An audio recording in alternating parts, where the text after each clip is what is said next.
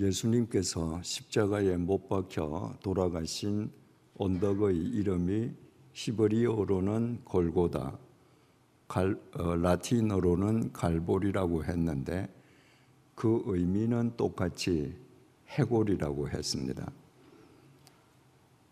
우리는 어제 그 해골, 갈보리 위에서 일어났었던 역사적인 사건에 대해서 생각해 보았습니다.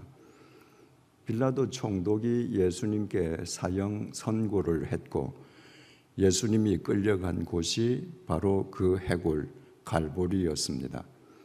그리고 아침 9시에 예수님은 십자가에 못 박히셨고 예수님이 못 박히신 십자가가 세워진 곳이 갈보리, 그 해골의 정수리였습니다.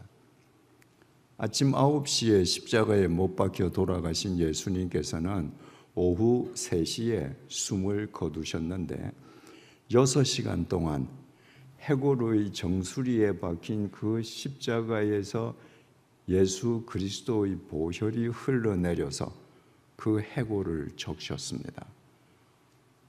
그 해골이 예수 그리스도의 보혈을 힘입어서 다시 살아납니다. 바로 이것이 복음의 핵심이요, 신약 성경의 핵심이요, 예수 그리스도 구원의 핵심이라고 했습니다. 우리는 모두 해골입니다. 지금 이렇게 옷을 입고 앉아 있고 얼굴을 잘 화장하고 나와 있지만 다 미래의 해골입니다. 여러분, 100년 후에 이 자리에 앉아 계신 분들 중에서 해골 아닌 분 있겠습니까? 다 해골입니다. 우리에게는 100년이 긴 세월로 여겨지지만 하나님 앞에서는 100년 이거 아무것도 아닙니다. 왜 모든 인간이 해골이 되었습니까? 죄의 싹시 사망이기 때문입니다. 아담과 하와의 죄로 인해서 우리는 모두 죄인으로 태어났고 죄성 속에서 죄를 범하면서 살았습니다. 그래서 우리의 결과는 해골일 수밖에 없습니다. 그 사실을 깨닫는 사람만 예수 그리스도의 십자가를 자기 영혼의 정수리에 세우고 그 보혈을 힘입어서 새로운 생명으로 살 수 있다고 했습니다. 제가 20여 년 전에 스위스 제네바에서 3년 동안 살 때에 서유럽에 있는 많은 미술관을 찾아갔습니다. 그 서부 유럽에 있는 많은 미술관에는 그 성화들이 많습니다. 성경을 소재로 한 그림들이죠. 성경을 소재로 한 그림들 중에서도 특히 저는 골고다 위에 세워진 십자가 그림들을 유심히 살펴봤습니다. 그런데 서부 유럽에서 제가 확인한 그림들은 모두 골고다 갈보리를 자연적인 동산으로 그렸습니다. 지리적인 동산이에요. 그러니까 화가마다 동산 모양이 다 다릅니다. 자기 영감으로 동산을 상상해서 그리니까요. 제가 동유럽을 여행하다가 체코인지 폴란드인지 제가 확인을 하려고 했는데 20여 년 전 일기장을 제가 일일이 확인할 수 없어서 확인은 못했습니다. 체코인지 폴란드인지 아주 작은 미술관에서 골고다를 그린 그림을 보았습니다. 그림이 서부 유럽의 그림들에 비하면 그렇게 대단한 그림은 아니었습니다. 그런데 그 화가는 골고다 갈보리 언덕을 해골로 그렸습니다. 제가 지금까지 본 유일한 그림입니다. 그 화가는 골고다를 사람의 해골로 그리고 그 해골의 정수리에 십자가를 꽂았습니다. 그리고 십자가를 타고 그 해골 머리 위로 빨갛게 생명의 보혈이 해골을 적십니다. 제가 성경을 보면서 느꼈던 영감과 똑같은 그림이었습니다. 여러분, 그 화가가 유럽에서 그 쟁쟁한 화가들이 골고다를 모두 지리적인 자연적인 언덕으로 그리는데 그 화가는 어떻게 해골로 그렸겠습니까? 예수 그리스도의 십자가에서 해골로 피가 흘려서 해골이 피로 적셔지는 그림을 어떻게 그릴 수 있었겠습니까? 자기가 죽을 수밖에 없는 해골임을 자각한 사람이기 때문일 것입니다. 그러지 않고서는 그런 그림 그릴 수 없습니다. 그 해골은 곧 자기 자신인 거예요. 그래서 자기 영혼의 정수리에 세워진 예수 그리스도 십자가의 보혈이 자기를 살린다는 신앙 고백을 그렇게 표현한 것입니다. 죄의 삭은 사망이기에 나도 죽고 해골이 된다. 그것을 통절하게 자각하는 사람만 예수 그리스도의 십자가를 모시고 새로운 삶을 살아갈 수 있습니다. 오늘은 그 해골 동상, 그 갈보리와 관련된 인간 군상들에 대해서 함께 살펴보고자 합니다. 그 갈보리와 관련된 인간 군상들을 살펴봄으로써 우리 각자, 우리 자신은 어떤 인간인가 한번 점검해 보기 위함입니다. 제일 먼저 가롯 유다입니다. 여러분, 오늘 제가 이 시점 현재 세계 인구가 얼마인지 검색을 했더니 80억이 넘는 것으로 나왔습니다. 작년 초에 제가 검색을 했을 때는 72억이었는데 1년 만에 8억이 더 늘었습니다. 지금 현재의 인구만 해도 대단하지요. 80억이면. 그런데 하나님께서 창세기 1장 2절에서 천지를 창조하시고 사람을 창조하신 이래 이 땅에서 태어나고 이 땅을 거쳐간 사람들을 다 합치면 얼마나 되겠습니까? 엄청난 숫자가 되지 않겠습니까? 그 엄청난 숫자 중에서 이 땅에 인간의 몸을 입고 강림하신 성자 예수님을 직접 대면하고 그분과 3년을 숙식을 같이 하면서 그분의 제자로 산 사람은 12사람밖에 없습니다. 인류 역사상 가장 복받은 사람입니다.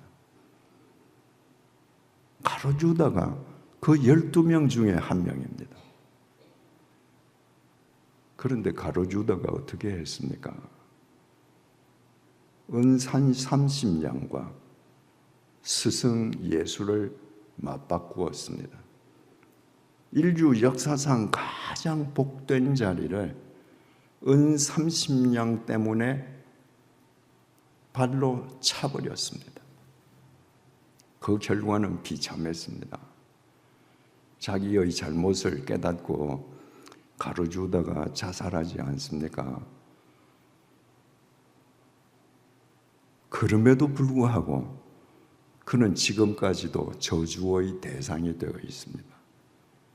왜? 예수 그리스도를 배반하고 예수 그리스도를 갈보리로 보내는 동기를 제공한 사람이기 때문입니다. 일본 수도원에 어느 수도원에 원장이 나무를 12그루를 심었다고 합니다. 그리고 그 나무 12그루에 12제자의 이름 명패를 붙였습니다. 몇 년이 흐르고 나니까 가롯 유다 명패가 붙은 나무가 시들어가는 거예요. 그래서 왜 그럴까? 혹시 하고 원장이 가롯 유다의 팻말을 떼고 베드로 팻말이 붙어있는 나무에 붙이고 그 베드로의 팻말을 가롯 유다 팻말이 붙어있던 나무에 붙였습니다. 그 이후부터 시들어가던 가르주다 나무는 잘 자라는데 잘 자라던 베드로 나무가 시들어가는 겁니다. 참 놀라운 얘기죠. 가르주다는 생각만 해도, 그 이름을 듣기만 해도, 눈으로 보기만 해도 사람들의 마음에서 저주의 파장이 나가는 거예요. 그러니까 가르주다 이름이 붙은 나무가 시들시들해지는 겁니다. 예수님께서 그 가르주다를 가리켜서 이렇게 말씀하셨습니다. 마태복음 26장 24절입니다. 인자는 자기에 대하여 기록된 대로 가거니와 인자를 파는 그 사람에게는 화가 있으리로다. 그 사람은 차라리 태어나지 아니하였더라면 제게 좋을 뻔하였느니라. 주님께서 이 세상에서 생애 기간 동안에 가장 무섭게 저주한 사람이 가르주다입니다. 차라리 태어나지 않으면 좋을 뻔한 사람. 여러분이 몸은 지금 마음에 예배당 안에 있지만 여러분 마음이 이 세상의 재물로 우상을 삼고 있다면 여러분은 가르주다와 다를 바가 없습니다. 예수님께서 여러분 너 참 잘한다 이러시겠는가? 질타하시겠는가? 깊이 생각해 볼 필요가 있겠습니다. 그 다음으로 대제사장들 무리입니다. 가룟유다의 배신을 이용해서 예수님을 붙잡아 와서 대제사장 집들에서 재판을 벌입니다. 그 제사장 무리는 예수님에게 신성 모독죄를 걸어서 사형을 결정합니다. 그 대제사장 무리들에게 있어서는 이 예수라는 사람이 진짜 메시아냐 아니냐 이건 하나도 중요하지 않습니다. 저 나사렛 예수라는 인간으로 인해서 대제사장 집단 우리가 누리고 있는 종교 사회적인 기득권이 지금 흔들리고 있는 게 문제예요. 그러니까 저 예수가 설령 이 땅에 강림한 성자 하나님이 맞다 할지라도 우리의 종교 사회적인 기득권을 확보하기 위해서 죽여야 되는 겁니다.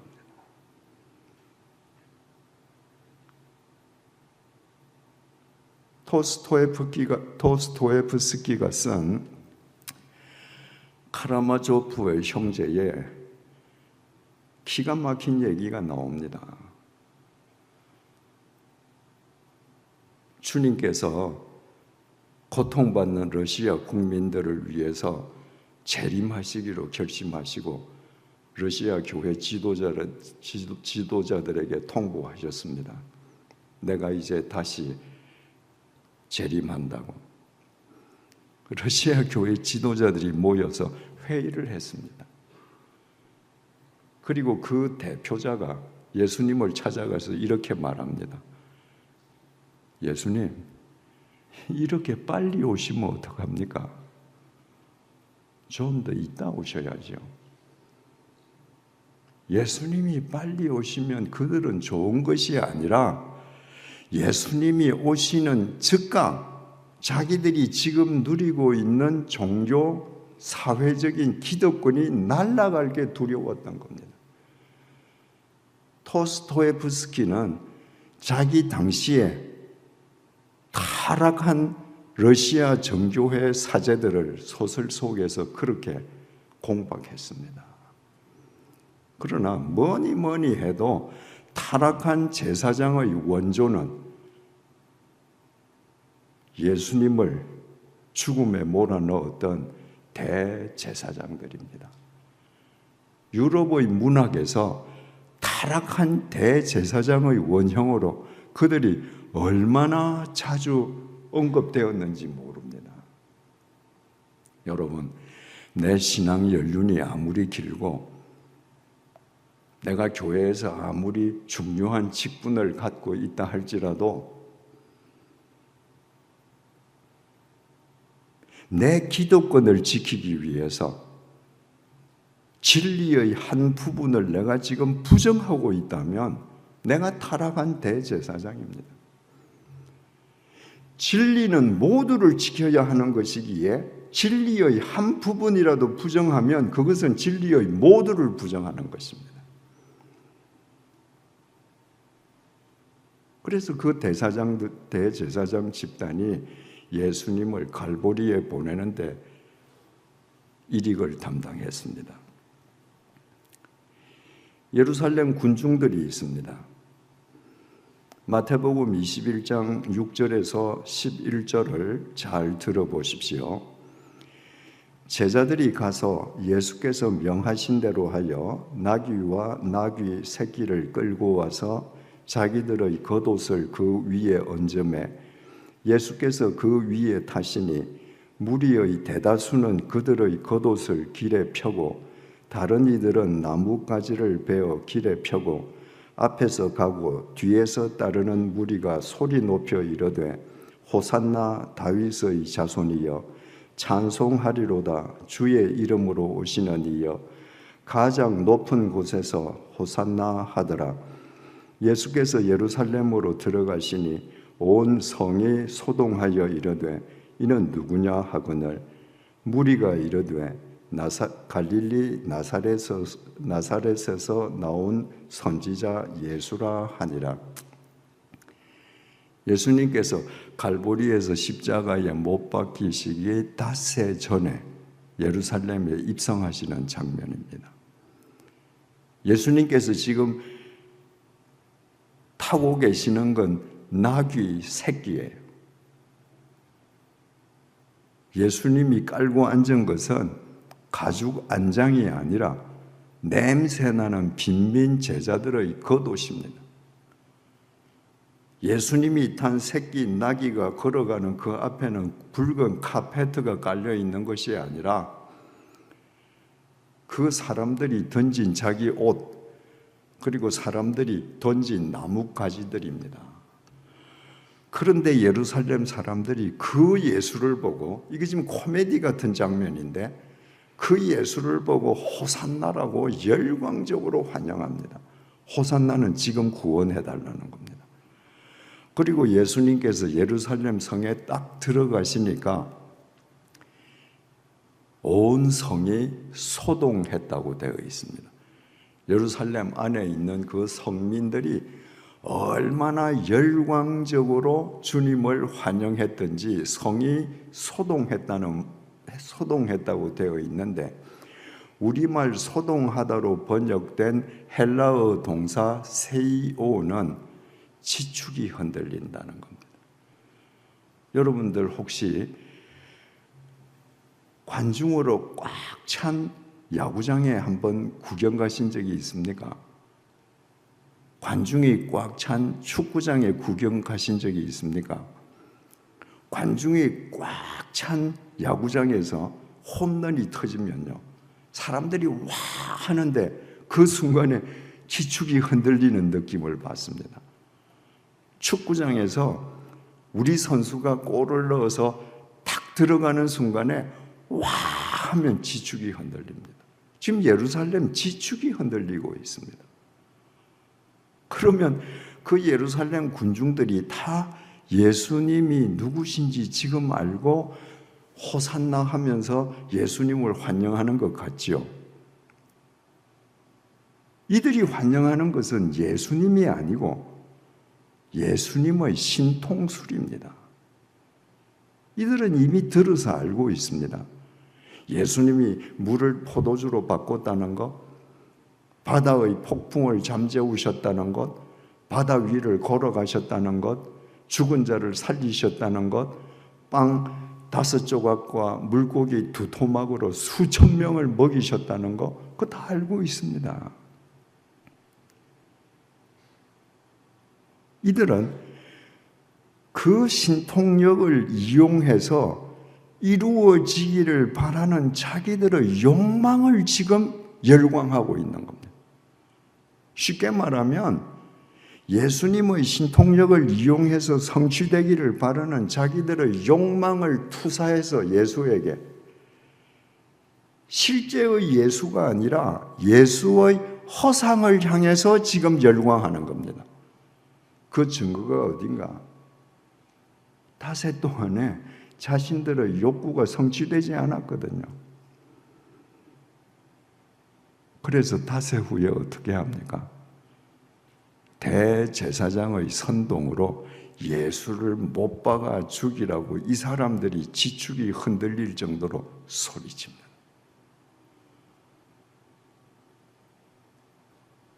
자기 욕망에 사로잡혀 있으니까 대제사장 무리가 거짓 모함으로 선동하는데 간단하게 선동당하는 무지를 범했습니다.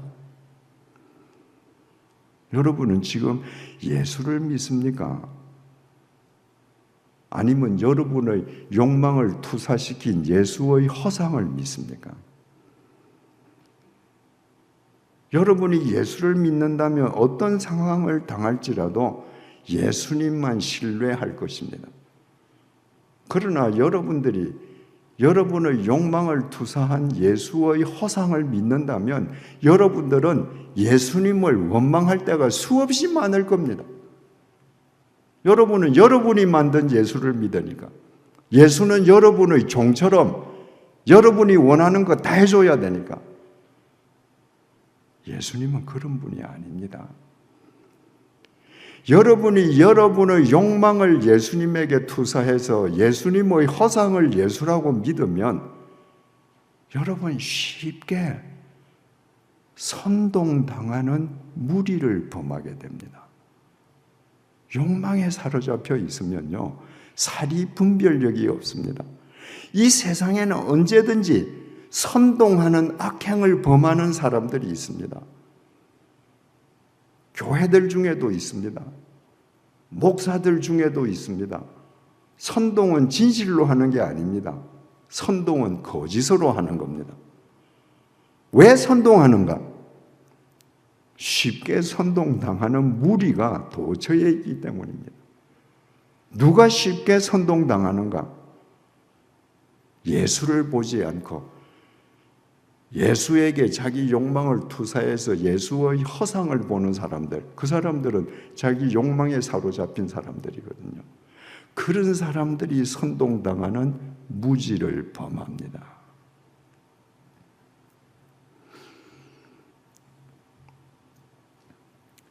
그 다음에는 빌라도 총독입니다. 대제사장 무리가 그들의 종교법에 의해서 예수님에게 사형을 결정했지만 식민지 백성인 대제사장 무리에게는 사형 집행권이 없었습니다. 사형 집행권은 오직 한 사람, 로마 제국이 파견한 빌라도 총독, 그만 가지고 있었습니다. 그래서 대제사장 무리가 빌라도에게 예수를 끌고 간 겁니다. 빌라도 총독이 예수님을 신문했습니다. 로마 제국의 실정법을 어긴 죄를 범한 게 없었습니다. 예수님은 무죄였습니다. 그래서 빌라도 총독이 예수님을 풀어주려고 했습니다. 왜? 무죄인 사람을 보호해주고 무죄인 사람을 풀어주는 것이 총독의 책임이거든요. 그런데 예수님을 풀어주려고 하자 밀란이 날 것처럼 보였습니다. 왜? 대제사장 무리에게 선동당한 예루살렘 군중들, 닷새 전에 예루살렘을 향해서 호산나라고 그렇게 열광하던 사람들, 그 사람이 못 박아 죽이라고 소리 지르거든요. 마태복음 27장 24절입니다. 빌라도가 아무 성과도 없이 도리어 밀란이 나려는 것을 보고 물을 가져다가 무리 앞에서 손을 씻으며 이르되 이 사람의 피에 대하여 나는 무죄하니 너희가 당하라. 빌라도는 분명히 예수의 무죄를 알았습니다. 풀어주려고 했습니다. 그러나 대제사장 집단들에게 선동을 당한 예루살렘 군중들이 밀란을 일으키려는 것을 보고 마음을 바꿨습니다. 그리고 물이 들어있는 대야를 가져오게 했습니다. 그리고 손을 씻으면서 자, 너희들 원하는 대로 사형시켜. 그러나 이 사람 피에 대해서 나는 죄가 없어. 손 씻었어. 너희들이 다 당해. 그래서 빌라도 총독이 손 씻어서 죄가 없습니까? 그는 자유해졌습니까? 그렇지 않습니다. 갈보리에서 예수님에게 양손과 양발에 못을 대고 망치를 두드린 사람은 로마 제국의 군인들입니다. 예수님을 그 현장에서 직접적으로 죽인 사람들은 로마 제국 군인들입니다. 그런데 우리는 어떻게 사도신경을 통해서 빌라도 총독을 고발합니까? 사도신경입니다. 본디오 빌라도에게 고난을 받으사 십자가에 못 박혀 죽으시고 예수를 죽일 것인가 사형 언도를 내릴 것인가 말 것인가 그 유일한 책임자는 빌라도 총독이었습니다. 그는 그 책임을 유기했습니다. 사람들이 무서워서 그 책임을 다하지 않았습니다. 그래서 기독교인들은 전 세계에서 프랑스든 영국이든 저 아프리카든 사도신경을 통해서 빌라도를 고발하고 있습니다. 얼마나 무서운 저주입니까? 여러분, 기독교인들의 사도신경에 대한 빌라도 총독에 대한 고발은 인류의 역사가 종말을 맞을 때까지, 다시 말해서 주님께서 재림하실 때까지 계속될 것입니다. 아마 가보신 분이 계실지도 모르겠습니다만은 스위스에 루체른이라는 도시가 있습니다. 그 루체른에 그림같이 아름다운 호수가 있는데요. 그 호수 옆에 또 산이 하나 있습니다. 그래서 한국 여행사들이 한국 관광객들을 주로 그 산으로 많이 데리고 갑니다. 그 산 위에서 밑으로 루체른 호수를 내려다보면 정말 기가 막히죠. 그 산 이름이 필라투스입니다. 필라투스는 빌라도의 라틴어 이름입니다. 왜 그 산이 빌라도가 되었는가? 빌라도가 예수에게 사형을 선고하고 지는 죄 없다 했는데 하나님께서 용서하지 않으셔서, 이거는 유럽 사람들이 이야기하는 전설입니다. 하나님께서 용서하지 않으셔서 빌라도가 죽은 뒤에 그 영이 구원받지 못하고 이리저리 떠돌아다니다가 어느 날 루체른 그 산에 탁 부딪혀서 떨어졌다. 그래서 그 산 이름이 필라투스, 빌라도가 되었습니다. 전설 속에서도 빌라도는 이렇게 저주받는 사람이 되었습니다. 그의 잘못은 자기에게 맡겨진 책임을 유기한 겁니다. 여러분 지금 무슨 책임지고 있습니까? 자식을 키우는 책임, 가정을 지키는 책임, 조직을 운영하는 책임, 공직을 수행하는 책임, 여러분이 그 책임을 다하지 아니하면 그것은 빌라도가 여론이 무서워서 무죄인 줄 알면서 예수에게 사형을 선고한 것과 똑같습니다. 하나님께서 에덴 동산을 창설하시고 이 동산에 있는 거 모든 거 다 먹어도 되는데 이 나무는 먹으면 안 돼. 선악과는 먹으면 안 돼. 그러면 죽어. 그 말씀을 하실 때 하와는 창조되지 않았습니다. 하나님께서는 그 명령을 아담에게만 하셨습니다.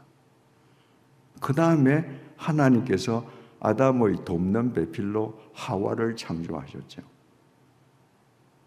그 하와가 뱀의 유혹에 빠져서 그 선악과를 먹었습니다. 그리고 남편에게 줬습니다. 남편도 먹었습니다. 여러분, 우리가 논리적으로 따지자면 누구의 죄예요? 여자의 죄입니다.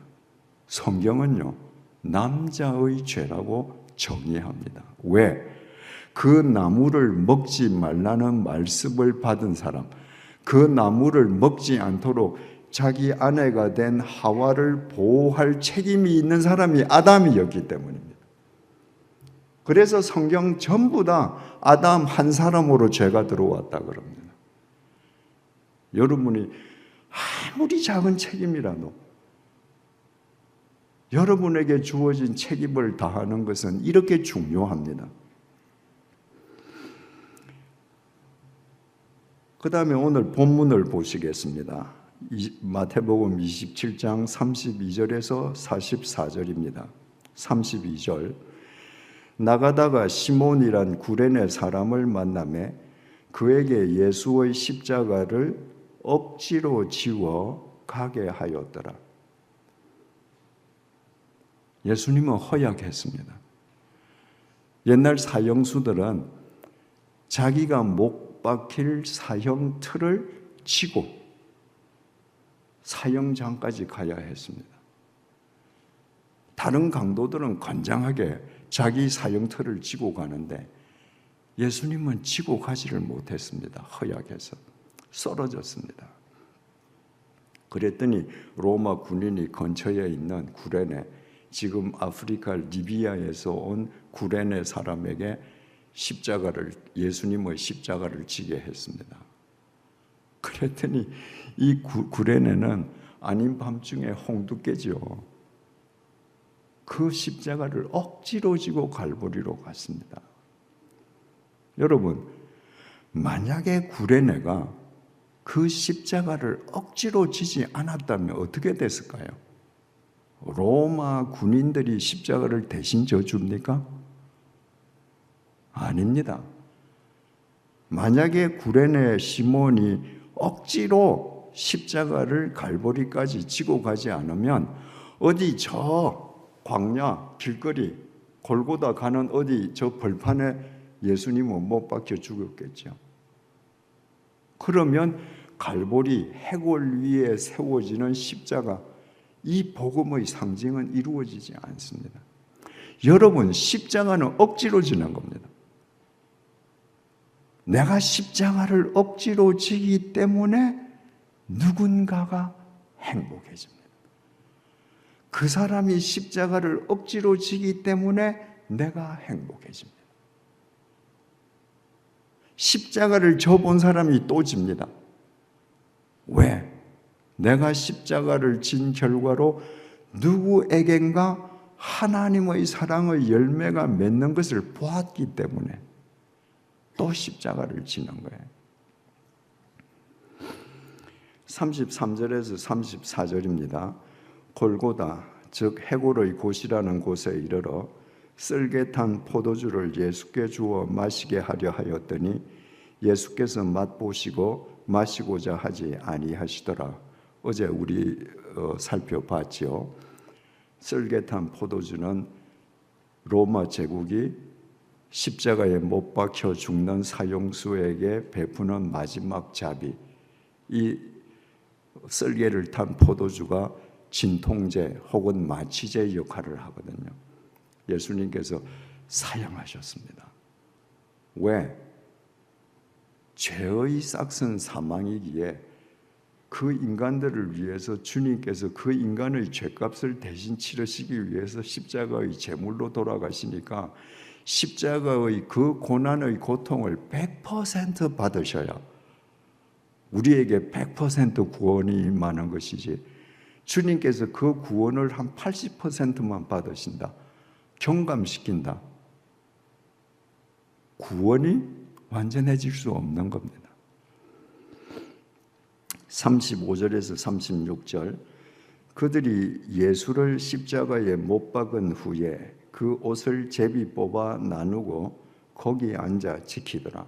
어제 말씀드렸죠. 사형수의 옷은 복을 가져다 준다는 속설이 있었습니다. 그래서 사형수 십자가에 그 못 박혀 죽는 그 사형수를 못 박으면 거기에 동원된 그 군인들이 어떤 옷을 가져갈 것인지 항상 서로 신경이를 벌리는 겁니다. 그래서 이 사람들은 지금 제비를 뽑습니다. 누가 먼저 뭘 가져갈는지. 그리고 거기 앉아 지키더라. 이 사람들은 옷 제비 뽑고 예수님을 못도 박습니다. 근데 누군지 모르고 못 박아요. 그리고 거기에 앉아 지킵니다. 거기 앉아 지키는 일이 얼마나 무의미하고 쓸데없는 짓인지 이 사람들은 모릅니다. 여러분들은 매일매일을 살면서 그게 무슨 의미인지, 여러분이 하시는 일이 정말 의미 있고 쓸데있는 일인지 생각하시면서 삽니까? 이 군인들은 이렇게 제비를 뽑아 나누고 아무것도 모르고 그냥 우두커니 그냥 지키고 앉아 있는데, 마가복음 15장 39절은 이렇게 증언합니다. 예수를 향하여 섰던 백부장이 그렇게 운명하심을 보고 가로되 이 사람은 진실로 하나님의 아들이었도다 하도다. 그 예수님을 못 박아 죽이는 군인들을 통솔하는 백부장은 예수님을 보고 이분이 진짜 하나님의 아들이시다. 여러분, 사형을 집행하는 백부장이 얼마나 많은 사람을 사형 집행시켰겠습니까? 얼마나 많은 사람이 사형을 당해 죽는 마지막 순간까지 다 받겠습니까? 그런데 예수님은 십자가에 당신을 못 박는 로마 군인들을 보고 하나님을 향해서 아버지 저들의 죄를 용서 좀 해주십시오. 저 사람들은 자기 하는 짓을 모릅니다. 백부장은 그런 소리 처음 들었습니다. 그리고 그분이 담담하게 십자가에 못 박혀서 피를 흘리시고 돌아가시는 그 모습을 보고 이건 신의 아들이 아니면 할 수 없는 일이에요. 여러분 보세요. 똑같은 현장입니다. 똑같은 로마군 소대에 속한 사람들이에요. 다른 군인들은 예수 못 받고 그 옷 어떤 옷 가질까 지금 제비 뽑고 그리고 아무 의미도 없이 우두커니 지키고 있는데, 그 중에서 백부장은 이분은 하나님의 아들이시다 고백합니다. 똑같은 현장에 있는데 이렇게 갈렸습니다. 37절, 그 머리 위에 이는 유대인의 왕 예수라 쓴 죄패를 붙였더라. 십자가에 못 박혀 죽는 죄수들은 그 빌라도 법정에서 이제 딱 형이 선고가 되면 거기서부터 십자가를 메고 사형장까지 갈 때까지 목에다 죄패를 걸고 가야 합니다. 예를 들면 성폭행범일 경우에 목의 죄패를 성폭행 3범이라고 거는 겁니다. 그렇게 철저하게 수치를 주는 겁니다. 예수님의 목에 걸린 죄패는 유대인의 왕이었습니다. 대제사장 집단이 이 세계의 왕은 로마 황제 한 분밖에 없는데 저자가 왕을 참칭한다. 그리고 고발했거든요. 그게 죄명이 유대인의 왕이에요. 그래서 예수님도 목에 그 죄패를 걸고 갈보리로 갔습니다. 십자가에 못 박히고 나면 그 죄패를 십자가 위에 올려요. 여러분, 다른 죄수들은 말입니다. 그 성폭행범 죄패를 목에 걸고 사형장까지 가는 것도 수치스러운데 못이 박히고 나서 그 머리 위에 십자가 위에 그 죄패가 딱 붙어 있으면 숨이 끊어지는 순간까지 얼마나 모독적이겠습니까? 그런데 그 모독을 받으라고 예수님에게 유대왕 죄패를 목에 걸어드리고 십자가에 못 박고 나서는 십자가 위에 붙였는데 그 십자가에서 죽임당하신 예수님께서 죽음을 깨트리고 부활하심으로 유대인의 왕을 넘어 만왕의 왕이 되셨습니다. 그래서 누구든지 예수의 길을 쫓는 사람에게는 세상의 모독이 되지 않는다는 것을 주님께서 친히 보여주신 거예요. 여러분이 진실로 예수의 길을 걷다가 모독을 받으면 걱정하지 마세요. 그건 모독이 안 됩니다. 어느 날 주님께서 그것을 사람들 앞에서 영광으로 바꿔주실 겁니다. 38절입니다. 이때에 예수와 함께 강도 둘이 십자가에 못 박히니 하나는 우편에 하나는 좌편에 있더라. 성자 하나님께서 인간의 죄값을 대신 치르시기 위한 십자가의 제물로 못 박히신다고 해서 하나님께서 그 예수님의 십자가를 특별석을 마련해서 그 특별석에 십자가가 세워지게 하신 게 아닙니다. 주님은 지금 우리 죄를 대신해서 우리 죄를 짊어지고 우리 죄값을 치르시기 위해서 십자가에 못 박히시잖아요. 그래서 좌우에 흉측한 강도하고 같이 못 박히셨습니다. 죄가 없으신 분이 우리의 죄를 담당하시기 위해서 진짜 죄인처럼 죄인들과 함께 못 박히신 거예요.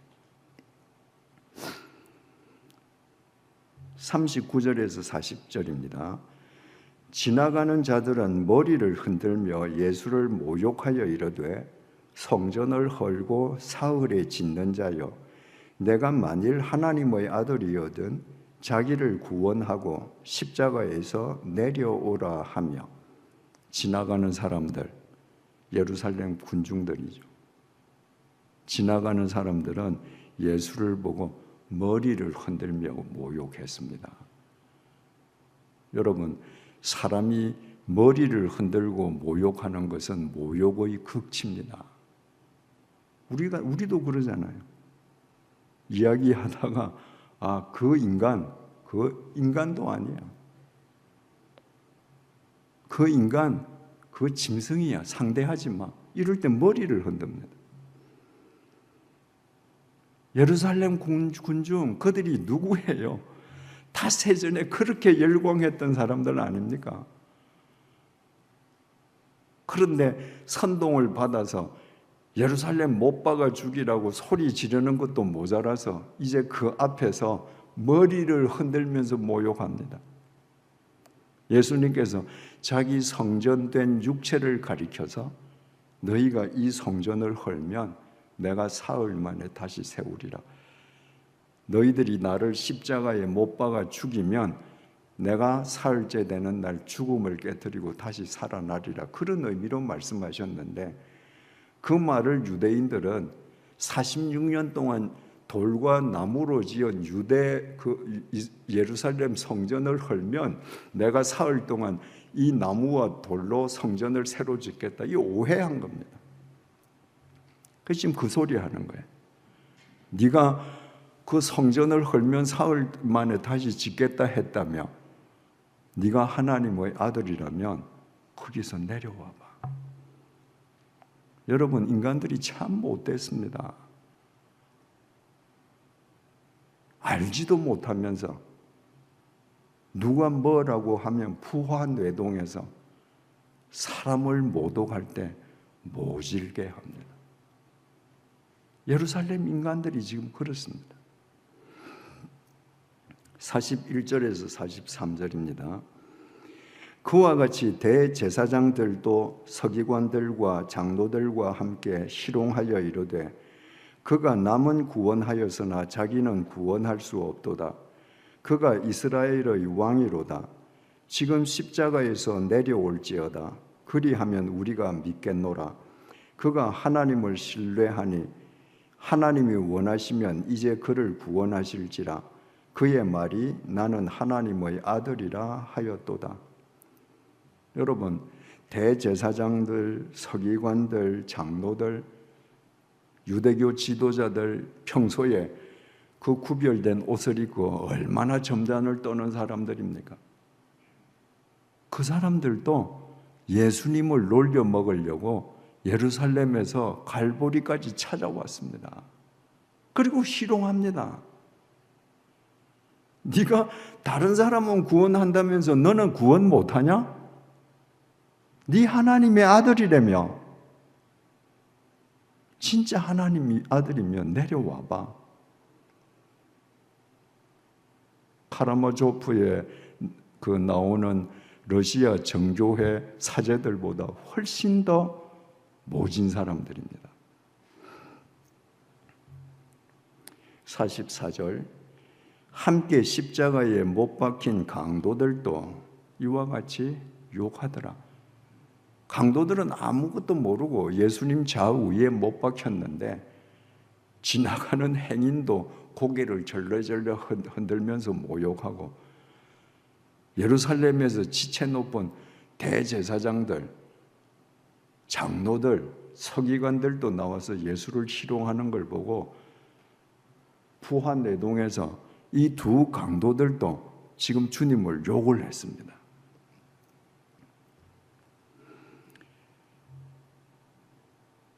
시간이 흐르면서 우측 강도에게 변화가 일어났습니다. 누가복음 23장 42절에서 43절입니다. 이르되 예수여 당신의 나라에 임하실 때에 나를 기억하소서 하니 예수께서 이르시되 내가 진실로 네게 이르노니 오늘 네가 나와 함께 나군에 있으리라 하시니라. 마태복음 27장 44절에는 분명히 양쪽 강도들이 함께 예수님을 욕했다고 되어 있잖아요. 그건 못 박힌 직후 처음에는 욕을 했습니다. 그런데 시간이 경과한 다음에 우측 강도의 심경의 변화가 일어났습니다. 여러분, 아까 예수님께서 자기의 형틀 십자가를 메고 가시는데 허약해서 그 십자가를 다 메고 가지 못해서 쓰러지셨다고 그랬잖아요. 보통 2000년 전에 죄수가 사형틀에 못이 박히면 그 횡격막이 그 목을 조아서 이렇게 몸이 처지면서 죽을 때까지 평균 사흘이 걸렸다고 그럽니다. 근데 예수님은 6시간 만에 돌아가셨잖아요.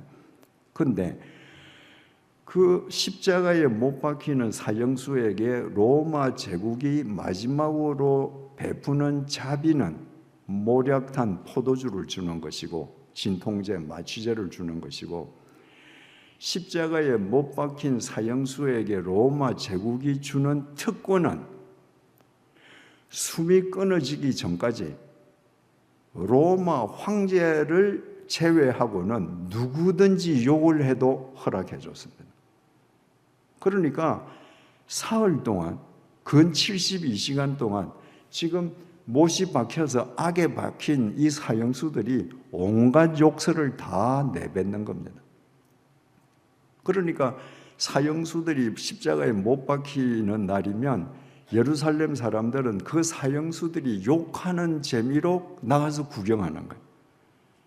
뭐 어떤 사형수는 우리 옆집에 있는 김씨 있지, 그거 겉으로는 번지르르하게 보이지, 근데 그 사람은 아주 나쁜 사람이야. 그 사람 옛날에 누구 집 돈 얼마 훔쳤어. 뭐 진실이든 아니든 온갖 소리를 다 하는 겁니다. 그러니까 이 두 강도도 분명히 그렇게 욕을 하고 있을 터인데 예수님은 한마디도 욕을 하지 않으십니다. 누구도 저주하지 않으십니다.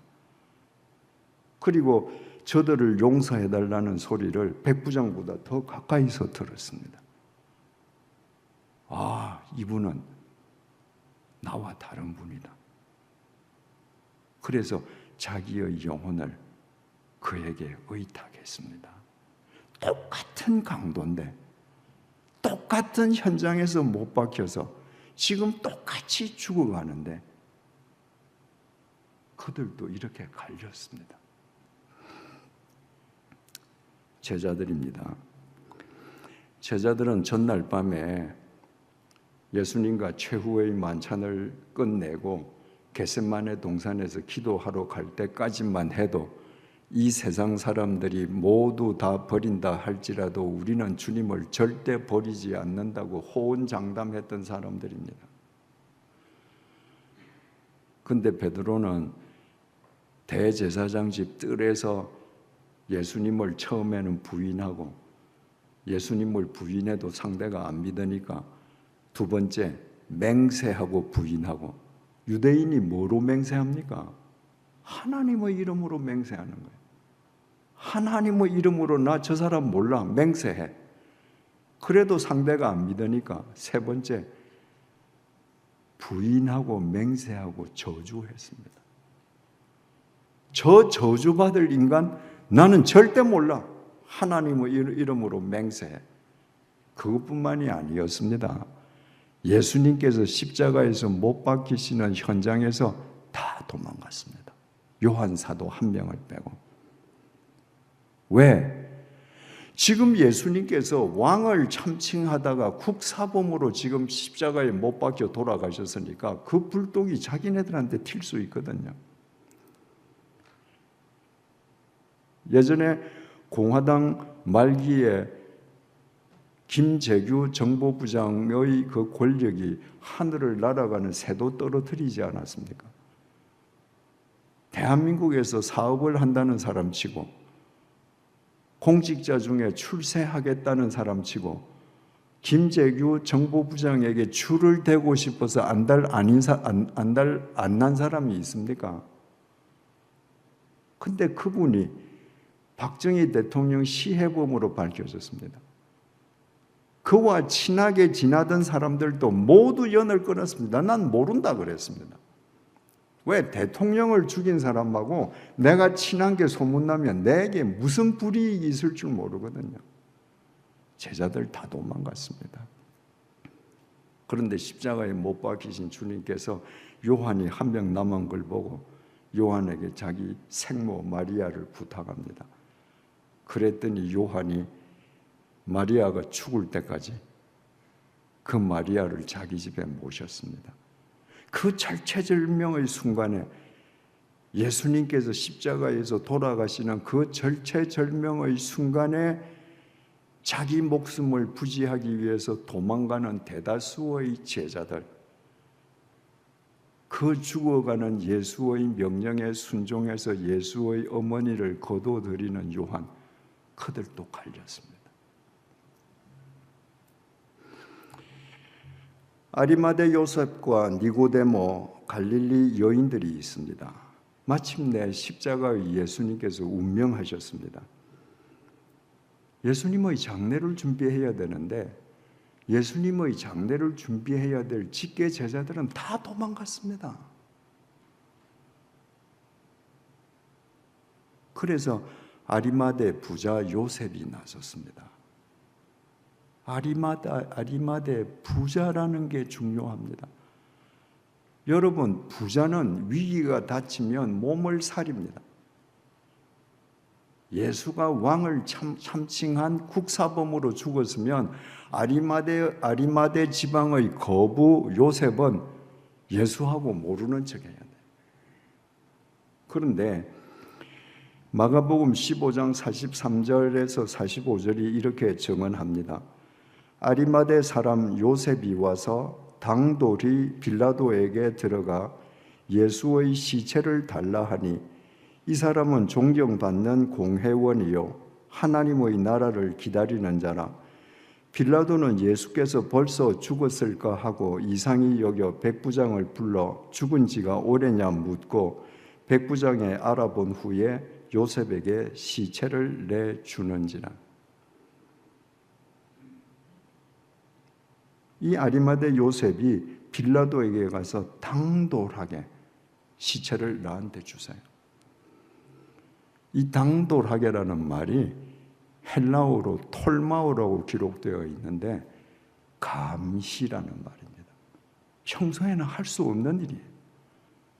그런데 예수님이 죽었는데 제자들은 한 명도 없습니다. 예수님 시체만 덩그러니 있는 거예요. 그래서 아리마대 요셉이 감히 총독을 찾아가서 국사범으로 죽은 예수의 시체를 나한테 주시오 부탁을 했습니다. 그랬더니 그 말을 들은 빌라도가 예수가 벌써 죽었다는 말을 듣고 깜짝 놀랐습니다. 아까 말씀드리지 않았습니까? 십자가에서 못 박힌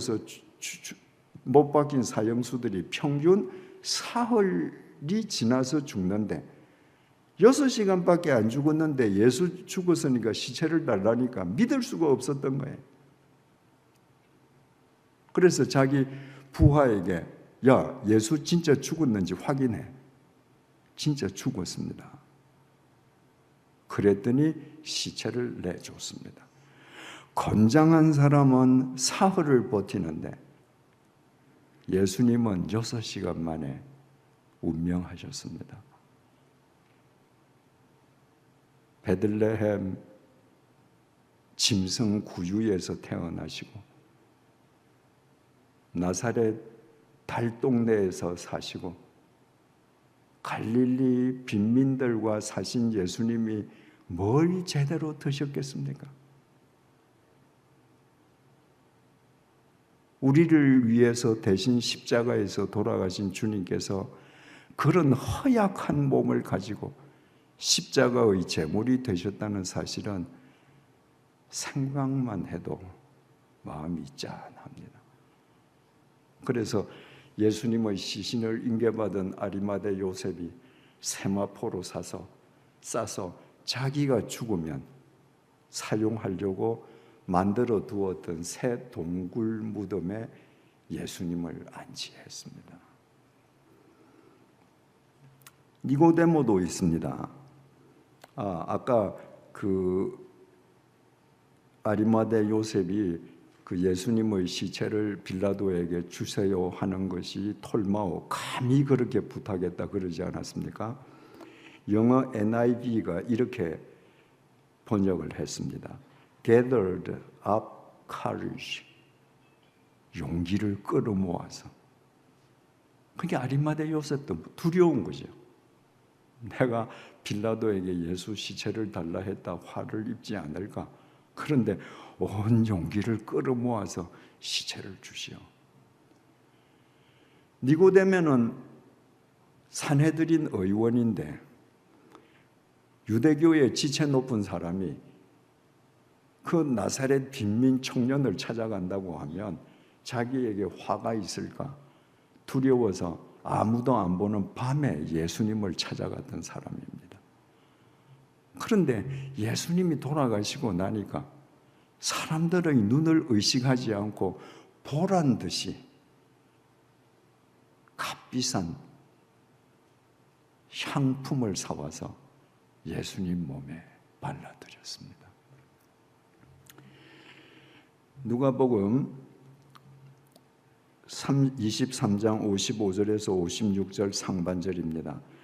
갈릴리에서 예수와 함께 온 여자들이 뒤를 쫓아 그 무덤과 그의 시체를 보고 돌아가 향품과 향유를 예비하더라. 갈릴리에서부터 예수님을 쫓아온 여인들이 있었습니다. 이 여인들이 주님 십자가에 못 박히시는 거 멀리서 보고, 아리마대 요셉이 예수님의 시신을 인계받아서 세마포 싸서 동굴 속에 안치하는 거, 니고데모가 향품을 넣는 거 다 봤습니다. 예수님의 동굴 무덤이 어딘지 다 아는 거예요. 이스라엘 사람들은 우리처럼 청토장 땅 속에 매장을 하지 않고 바위 위에 동굴을 파서 시신을 안치했기 때문에 누구든지 바위 동굴 문만 열면 누구든지 들어갈 수 있었습니다. 그래서 이 여인들도 향품과 향유를 예비했다. 이제 예수님 시신 확인했고 무덤 확인했잖아요. 유대 장례 관습은 죽은 시신에게도 며칠 동안 향유와 향품을 발라주거든요. 그래서 이 여인들이 향품과 향유를 그 시신에게 발라드리기 위해서 준비해뒀다. 이들이 안식 후 첫날 새벽에 찾아갔다가 부활의 첫 증인이 되는 겁니다.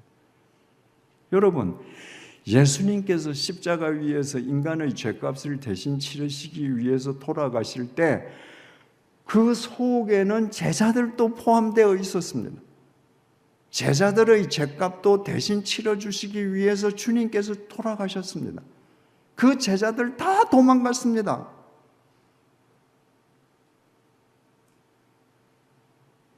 그리고 다른 사람들이 주님의 장례식을 치르고 다른 사람들이 주님의 그 동굴 속 무덤에 안치된 주님의 시신에 발라줄 향품과 향유를 발랐습니다. 예수님의 입장에서 보자면 참 씁쓸한 장례식입니다. 우리는 지금 성경이 증언하는 갈보리와 관계된 인간 군상들, 갈보리 위의 인간 군상들을 살펴봤습니다. 지금까지 등장한 이 모든 인간들, 이 모든 그 사건들은 이 세상의 축소판입니다. 주님의 제자면서도 은 30냥 때문에 예수를 팔아먹은 가룟유다, 자신들의 종교사회적 기득권을 지키기 위해서 성자 하나님이냐 아니냐 아무 상관없이 예수를 죽이려고 했던 대제사장 무리들, 사리 분별 없이 자기 욕망에 빠져서 예수에게 열광했다가 자기네들의 욕망이 성취되지 않자 예수를 십자가에 못 박아 죽이라고 했던 예루살렘 군중들, 예수를 십자가에 못 박고 그 옷을 누가 가질까 제비를 뽑고 아무 의미도 없이 그 앞을 우두커니 지니고 있는 로마 군인들, 예수님을 보면서 고개를 절레절레 흔들면서 모욕하는 예루살렘 행인들, 그 지체놓고 평소에 점잔을 떨던 사람이 자신들이 그렇게 정오하던 예수가 못 박히니 어떻게 죽어가는가 보려고 갈보리까지 찾아와서 예수님을 희롱했던 대제사장들과 서기관들과 장로들, 그들 가운데, 그 인간 군상들 가운데 예수를 향해서 저분이 하나님의 아들이시라고 고백하는 백부장, 당신의 나라에 나도 들어가게 해달라고 자기 영혼을 의탁하는 우측 강도, 예수님의 어머니를 끝까지 책임지는 요한 사도, 국사범으로 죽은 예수의 시체를 감히 빌라도에게 달라고 해서 장사 치르는 아리마대 요셉, 그 예수에게 향품을 발라주는 니고데모 의원, 멀리서 그 모든 것을 지켜보는 갈릴리 여인들. 이처럼 그날 갈릴리 위에서는 선동과 모함, 조롱과 출행랑, 배신과 순종이 남마처럼 뒤엉켰습니다.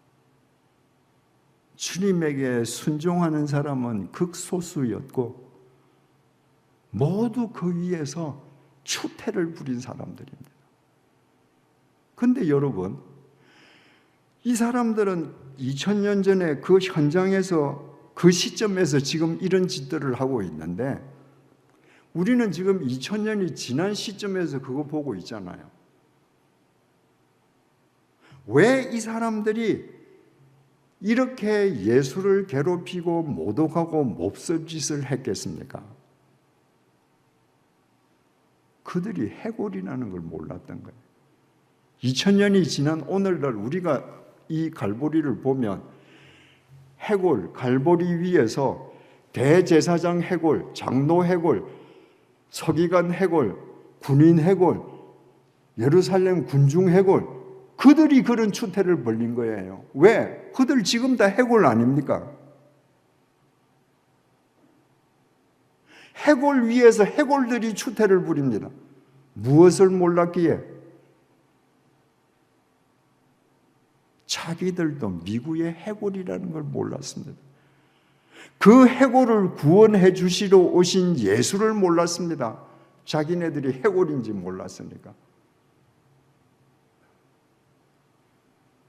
여러분, 그 우스꽝스러운 해골들의 모습이 우리 자신들의 모습 아닙니까? 주님을 믿는다고 하면서 조금만 불리하면 주랭랑 쳐버리고,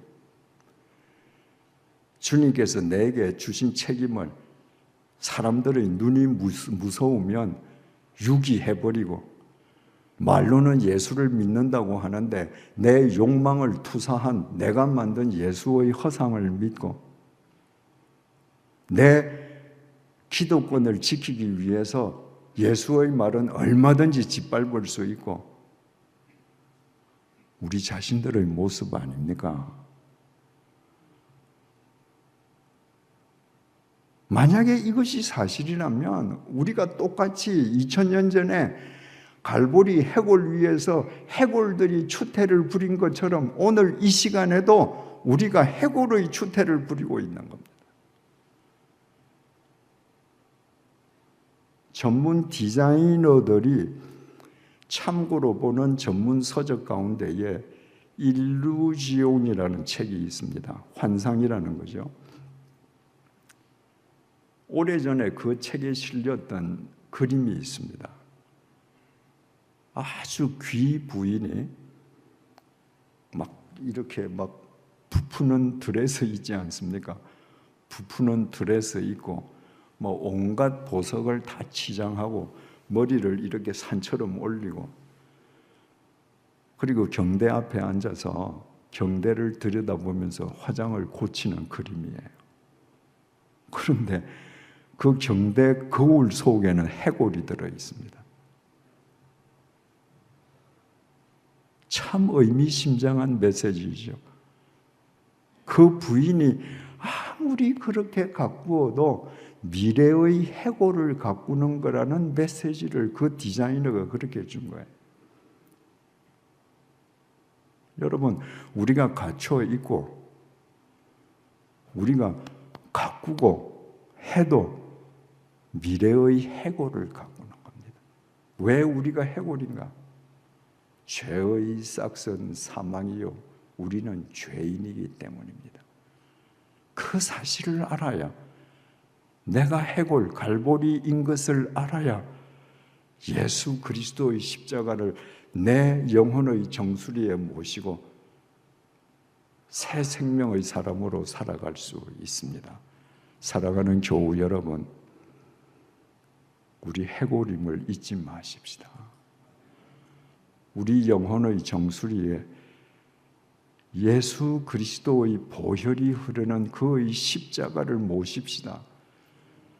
그때 우리는 갈보리 위에서 추태를 부렸던 인간 군상들이 아니라 예수 안에서 영원한 예수의 작품으로 살아갈 수 있습니다. 기도하시겠습니다.